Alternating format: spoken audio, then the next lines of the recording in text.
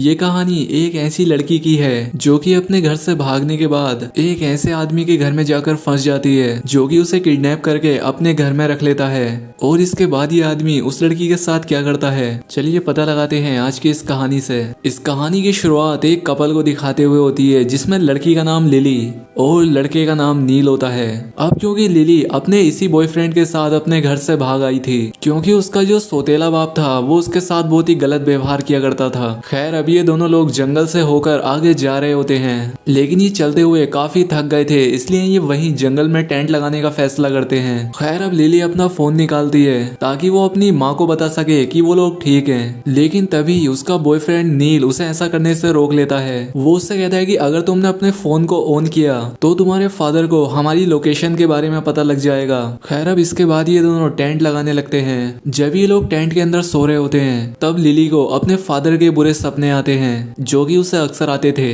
अब इसके बाद जब लिली टेंट से बाहर आती है तब उसे नील कहीं नहीं मिलता और बुरी बात ये थी कि उसका जो फोन था वो भी नील के पास ही था।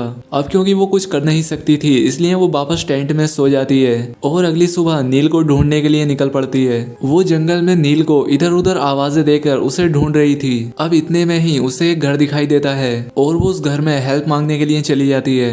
इस घर में सिर्फ एक अकेला बूढ़ा आदमी रहता था। वो लिली को अंदर आने के लिए कहता है। अब इसके बाद वो लिली को पानी लाकर देता है।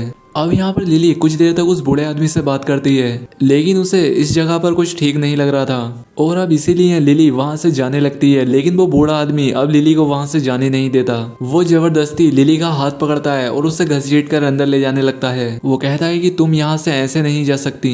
अब यहाँ पर लिली उसकी बातों से काफी डर जाती है। उसे कुछ भी समझ नहीं आता कि आदमी उसके साथ ऐसा क्यों कर रहा है। और इसके बाद वो बूढ़ा आदमी लिली को अपने घर के बेसमेंट में ले जाकर डाल देता है। लिली को बेसमेंट में आकर काफी सारी चीजें दिखाई देती हैं, जहां पर उसे एक लड़की के मिसिंग होने की एक न्यूज भी दिखाई देती है। खैर अब अगले दिन वो आदमी लिली के लिए खाना लेकर आता है तो लिली उस आदमी से अपने बॉयफ्रेंड के पास जाने के लिए कहती है। ये बात सुनकर उस आदमी को गुस्सा आ जाता है और वो जवाब में कहता है कि मैं तुम्हें फिर से जाने नहीं दे सकता। यहाँ पर लिली उस आदमी की ये बात सुनकर काफी कंफ्यूज हो जाती है और वो समझ ही नहीं पाती कि ये आदमी किस बारे में बात कर रहा है। दरअसल ये आदमी जिसका नाम इवान था, पहले इसकी एक बेटी हुआ करती थी जिसका नाम कैथरीन था। इवान चाहता था कि उसकी बेटी स्पोर्ट्स में बहुत आगे बढ़े, इसलिए वो उसकी काफी मदद करता है।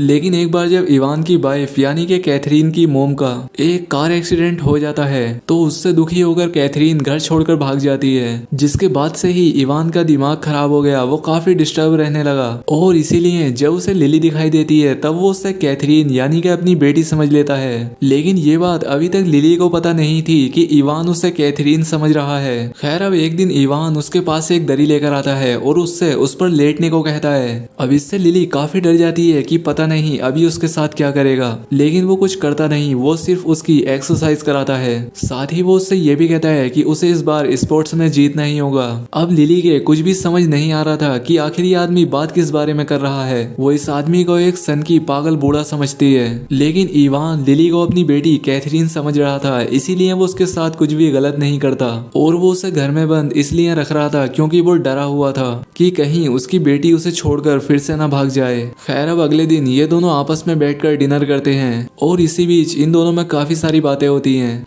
तभी यहाँ पर इवान लिली को कैथरीन कहकर बुलाता है और अब यहाँ पर लिली भी थोड़ा समझ जाती है कि शायद ये आदमी उसे उसकी बेटी कैथरीन समझ रहा है। इवान अपनी बेटी कैथरीन को बहुत प्यार किया करता था, लेकिन इस सब से लिली का कोई मतलब नहीं था, इसलिए वो यहाँ से सिर्फ भागना चाहती थी क्योंकि वो इस आदमी को ठीक से जानती भी नहीं थी। वो यहाँ पर लिली से बहुत सारी एक्सरसाइज कराता है और वो ऐसा इसलिए कर रहा था क्योंकि उसकी बेटी कैथरीन भी स्पोर्ट्स में पार्टिसिपेट करने वाली थी। अब एक दिन लिली को इवान की असली बेटी की एक डायरी मिलती है जिसमें कैथरीन के बारे में बहुत सारी बातें लिखी थी, जिससे उसे कैथरीन के बारे में सभी बातें पता चलना शुरू हो जाती हैं। जिसमें लिखा हुआ था कि कैथरीन अपने फादर से परेशान होकर यहाँ से भाग गई है क्योंकि वो अपनी बेटी के साथ काफी स्ट्रिक्ट था, लेकिन वो उससे प्यार भी उतना ही किया करता था। लेकिन लिली को इन सभी बातों से कोई फर्क नहीं पड़ता। अब एक दिन जब इवान लिली को एक्सरसाइज करा रहा होता है तब वो उसके सर पर एक भारी चीज से हमला कर देती है और जब वो नीचे गिर जाता है तब लिली एक रस्सी से उसे मारना शुरू कर देती है।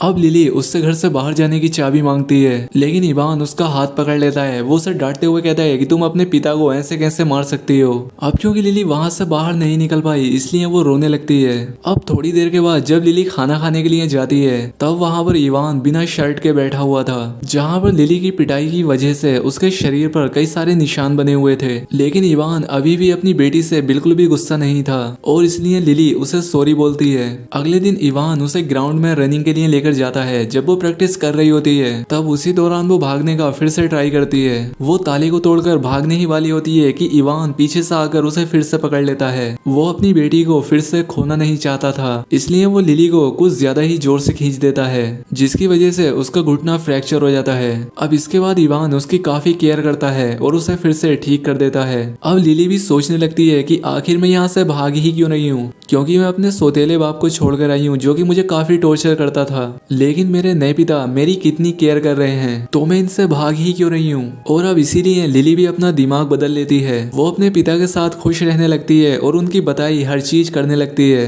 अब वो उनकी हर बात को मानती है और जितनी एक्सरसाइज वो करने को कहते हैं इतनी ही एक्सरसाइज ये करती है, क्योंकि अब उसका कंपटीशन काफी करीब था। अब कई दिन बीत जाते हैं और ये दोनों बाप बेटी एक साथ काफी खुशी के साथ रहते हैं। और अब लिली का भी यहाँ पर बहुत मन लगने लगा था। अब इवान की बेटी यानी कि कैथरीन का बर्थडे आने वाला था, लेकिन लिली को इस बारे में बिल्कुल भी पता नहीं होता। उसे ये बात इवान के सरप्राइज से पता चलती है। इवान बर्थडे के गिफ्ट में अपनी बेटी को एक फोन गिफ्ट करता है।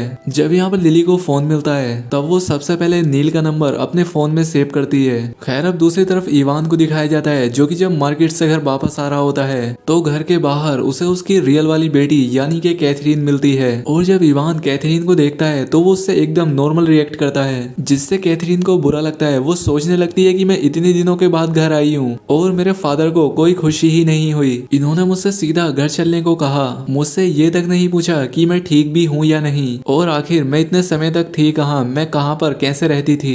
अब क्योंकि इवान को कैथरीन और लिली के बीच कोई भी फर्क नहीं लगता, क्योंकि उसका दिमाग उसे फर्क के बारे में समझा ही नहीं पा रहा था, इसीलिए वो उसे एक जैसी लग रही थी। और इसीलिए वो कैथरीन को भी लिली समझकर उसके साथ एकदम नॉर्मल रिएक्ट कर रहा था। लेकिन कैथरीन को अपने फादर को देखकर कुछ समझ नहीं आ रहा था कि वो ऐसा क्यों कर रहे हैं। खैर अब कैथरीन जब अपने कमरे में जाती है, तब उसे उसी की डायरी मिलती है, जो कि उसे टेबल पर रखी हुई मिलती है।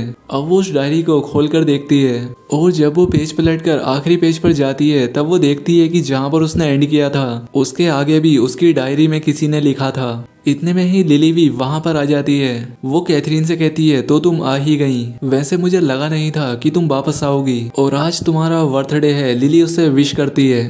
कैथरीन लिली को नहीं पहचानती, इसलिए वो उससे पूछती है कि तुम कौन हो और यहाँ चल क्या रहा है। जिस पर लिली कहती है कि अब मैं यहाँ पर रहती हूँ, मैं तुम्हारे रूम में रहती हूँ, तुम्हारे ही बेड पर सोती हूँ, और अब मैं तुम्हारे फादर की बेटी भी हूँ। यहाँ पर लिली उससे ये भी कहती है कि जब तुम्हारी मोम का कार एक्सीडेंट हुआ था, तब तुम्हारे फादर को तुम्हारी सबसे ज्यादा जरूरत थी, और जब तुम्हें उन्हें सहारा देना चाहिए था, तब तुम उन्हें छोड़कर चली गई थी। लेकिन मैं ऐसा नहीं करूंगी, मैं उन्हें छोड़कर कहीं नहीं जाऊंगी। और अब लिली एक चाकू उठाती है और उसे कैथरीन के पेट में मार देती है, और कैथरीन वहीं पर मारी जाती है। बाहर से इवान अपनी बेटी को आवाज लगाता है। वो उससे पूछता है कि अंदर सब कुछ ठीक चल रहा है या नहीं, और लिली अपने फादर से आकर कहती है कि अंदर सब कुछ ठीक है। और यहीं पर ये मूवी एंड हो जाती है। अब क्योंकि दोस्तों इवान का दिमाग ऐसा हो चुका था कि वो दो लड़कियों के बीच का डिफरेंस समझ ही नहीं पाता था, और उसके साथ ऐसा उसकी वाइफ के एक्सीडेंट के बाद हुआ, जब उसकी बेटी तक ने भी उसे छोड़ दिया था। और इसीलिए जब उसने लिली को देखा, तब उसने उसे ही अपनी बेटी मान लिया,